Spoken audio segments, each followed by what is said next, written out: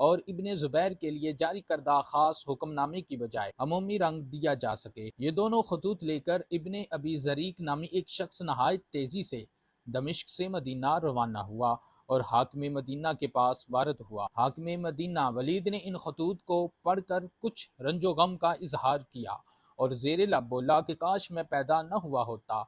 Yazid ने एक बहुत बड़ा काम मेरे सुपुर्द किया है जिसे मैं हरगज इंजाम नहीं दूंगा। मेरा हुसैन इब्ने फातिमा से क्या झगड़ा।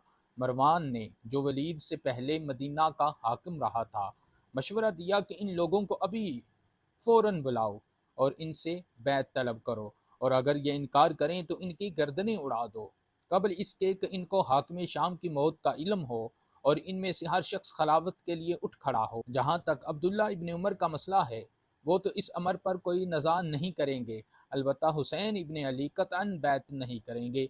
अगर